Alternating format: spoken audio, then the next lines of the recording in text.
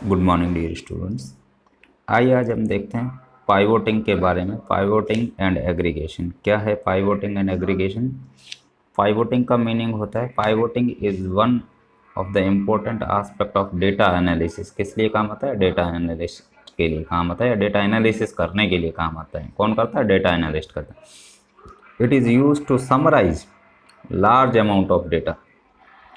Main purpose क्या है? It is use to summarise large amount of data and permit us to access important records from the large data set. और हमारे को अगर large data set में से कोई कुछ रिकॉर्ड्स एक्सेस करने हैं तो वो हम समराइज करके कर सकते हैं। तो इसके लिए हमारे पास Python panda provides two functions for pivoting. ये एक इम्पोर्टेंट क्वेश्चन है जो एग्ज़ाम में कई बार, पाइवोट और पाइवोट टेबल में क्या डिफरेंस है हम देखेंगे। तो एक पाइवोट फंक्शन है और दूसरा हमारे पास पाइवोट टेबल फंक्शन है। तो हम देखते हैं कि क्या यूज़ है, देख कैसे इसको यूज़ करना है। Pivot pivot allows to transform और रीसेप। क्या है? ट्रांसफॉर्म और reset the data frame based on the column values according to our perspective. It takes three arguments: index, column और values। ये समझना इम्पोर्टेंट है। ये हमारा डेटा फ्रेम है, यहाँ हमारे इंडेक्सेस होते हैं, यहाँ हमारे कॉलम्स होते हैं और यहाँ हमारी डेटा वैल्यूज़ होती है। ये हमारा डेटा वैल्यूज़ है, ये हमारा कॉलम्स है और ये हमारा इंडेक्स है। इसको याद रखिएगा। सो पाइवोट फंक्शन तीन आर्ग्यूमेंट एक्सेप्ट करता है। पहला इंडेक्स, दूसरा कॉलम और तीसरा वैल्यू। तो और करेगा क्या? ट्रांसफॉर्म कर देगा। क्या ट्रांसफॉर्म करेगा? या सेप रीसेप करेगा। आपने एरे को रीसेप करके देखा था, तो देखते हैं कैसे होता है। ये हमारे पास एक एग्जांपल है, पहले इसको देख लीजिए।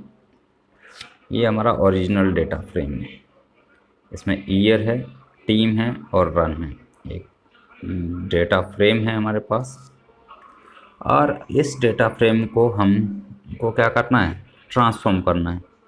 यहाँ पे आपके पास टीम आ गई, यहाँ पे आपके पास एम आई आ गया, आर सी बी। ये कॉलम्स के नेम हैं जो कि यहाँ से लिए गए।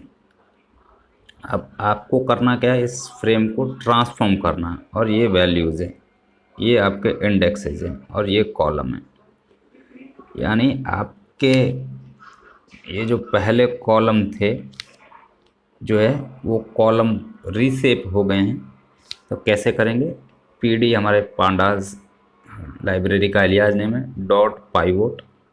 इंडेक्स में हमको ईयर चाहिए। आप देखिए यहाँ पे तीन आर्ग्यूमेंट लेता है। इंडेक्स आर्ग्यूमेंट में क्या दिया? ईयर। तो ये जो ईयर था हमारा यहाँ पे आ गया ईयर। 2018 और 19 दो ही इंडेक्स थे। और कॉलम में हमने टीम दे दिया। ये जो टीम था इसमें डिफरेंट टाइप की वैल्यूज़ कितनी थी? तीन टाइप की। तो वो कॉलम बन गए। और वैल्यूज़ में हमने रन्स दे दिया। तो यहाँ पे वैल्यूज़ में हमारे पास रन आ गए। आप देखो, तो ये हमारा डेटा फ्रेम क्या है? रीसेप हो गया है। तो ये तो बन गए कॉलम्स और ये बन गए हमारे इंडेक्स, और ये जो डेटा वैल्यूज़ थी वो डेटा वैल्यूज़ यहाँ आ गई। तो ये होता है पाइवोटिंग का मतलब। अब देखते हैं ये वैल्यूज़ कैसे आई है, कहाँ से आई है। पाइवोटिंग एंड एग्रीगेशन, इसमें क्या है? पाइवोटिंग और एग्रीगेशन यानी समराइज भी होती है। तो इस एग्जांपल को देखते हैं। ये हमारे पास एक डिक्शनरी है, वही ईयर, टीम और रन। ये कीज़ हो गई और ये हमारी वैल्यूज़ होगी, और उससे हमने एक डेटा फ्रेम बनाया। और ये जो लाइन है, दिस लाइन इज़ इम्पोर्टेंट। हमको पता है कि पाइवोट फंक्शन क्या करता है? इंडेक्स एक्सेप्ट करता है, कॉलम एक्सेप्ट करता है और वैल्यूज़ एक्सेप्ट करता है। सो यहाँ पे आप देखिए D F index equal two year, ये वाला ईयर यहाँ आ गया।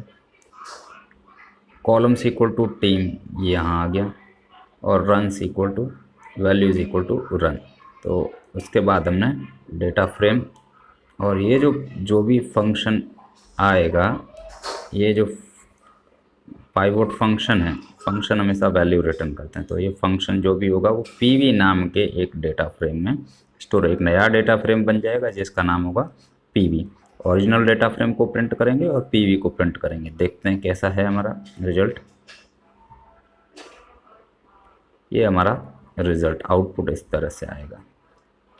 ये हमारा ओरिजिनल डेटा फ्रेम है, यानी ये तो है हमारा डेटा फ्रेम, और ये हमारा जो ये हमारा पीवी है, ये पीवी है, ये डेटा फ्रेम है। तो आप देख सकते हैं ये इंडेक्सेस थे और तो उसके, और यहाँ पे इंडेक्सेस ये बन गए। तो ईयर का तो इंडेक्स बन गया, इसका कॉलम बन गए, और इसका एग्रीगेशन हो गया। आप देखते हैं ये किस बेसिस पे हुआ है।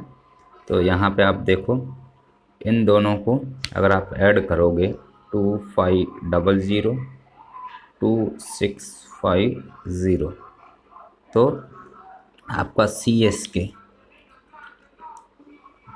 अब आप देखिए ये CSK के सामने 2018 में, ये CSK 2018, दूसरा CSK, ये वैल्यू यहाँ आ गई, और उसके बाद MI के सामने 2018 में, ये MI में 2018 में ये वैल्यू यहाँ आ गई। तो इस तरह से ये रीसेट हो गई है वैल्यूज़। दूसरा हमारा फंक्शन है पाइवोट टेबल।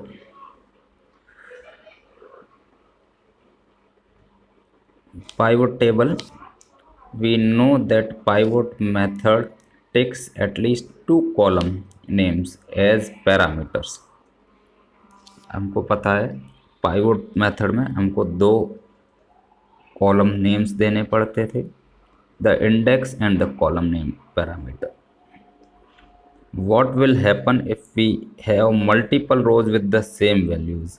अब यहाँ पे इम्पोर्टेंट बात है, अगर हमारे इस डेटा फ्रेम में यहाँ पे 2018 2019 ये MI कॉलम के सेम वैल्यू होती तो कौन सी वैल्यू लेता, ठीक है ना।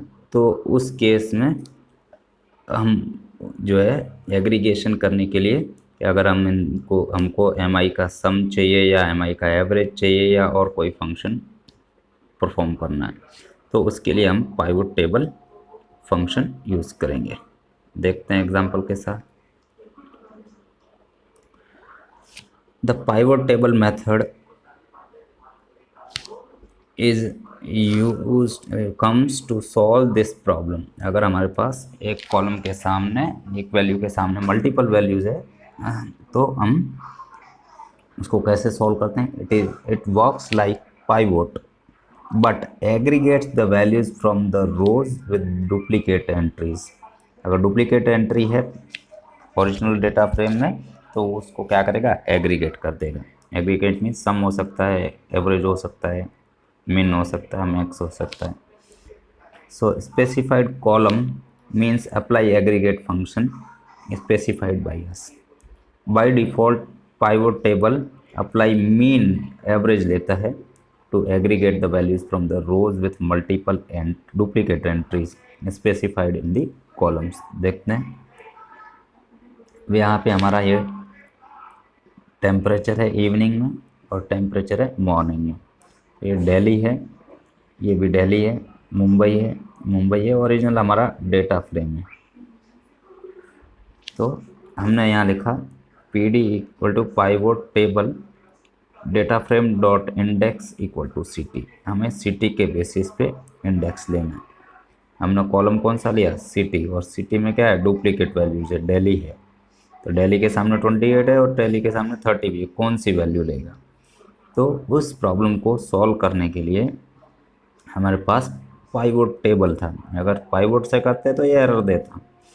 So now in front of Delhi हमारे पास 28 भी है, 38 है, कौन सी वैल्यू, तो ये दोनों का एग्रीगेशन कर देगा या मीन वैल्यू ले लेगा डिफ़ॉल्ट, वैल्यू इक्वल टू 10। अब देखो इंडेक्स आ गया, कॉलम आ गया, वैल्यू आ गया। अब वैल्यू का क्या होगा, एग्रीगेट, तो यानी दिल्ली के सामने क्या आ जाएगा, दिल्ली के सामने 29 आएगा। क्यों? ये एग्रीगेटेड वैल्यू, दिल्ली 2 बार था, उसके सामने 2 डिफरेंट वैल्यूज़ थी। यहाँ डुप्लीकेट वैल्यू यहाँ है, जिस कॉलम पे जिस पे हम इंडेक्स रख रहे हैं वो वैल्यू अगर डुप्लीकेट हुई तो हमें इसका एग्रीगेशन या कोई और फंक्शन परफॉर्म करना पड़ेगा। तो ये हमारे पास प्रोग्राम है, program to find city wise temperature pandas. ये हमने डेट है। नेक्स्ट लाइन में देखते हैं, ये हमारा ओरिजिनल प्रोग्राम है। City, temperature, data frame create किया और ओरिजिनल डेटा फ्रेम प्रिंट किया। तो ओरिजिनल डेटा फ्रेम देखिए ऐसा है, ये हमारा ओरिजिनल डेटा फ्रेम है। और ये जो लाइन है पी वी इक्वल टू, ये इम्पोर्टेंट है, P D dot pivot table index किस पे लाएगा? सिटी पे। तो यानी ये जो है वो बन जाएंगे इंडेक्स, यानी ऐसे इंडेक्स आएंगे, वैल्यूज इक्वल टू टेम्परेचर, और यहाँ पे सामने क्या आएगी? वैल्यूज़ आएगी। देखते हैं। और ये जो डेटा फ्रेम है जिसको आपको पाइवोटिंग करना है, तो देखिए ये आपका बाय डिफ़ॉल्ट मीन वैल्यू निकाल दिया। तो होप आपको समझ में नहीं आया होगा, और अगर आपको नहीं समझ में आया तो एक बार फिर से वीडियो पॉज करें, रिवाइंड करें और फिर से देखें। Thank you for watching this video. Thank you.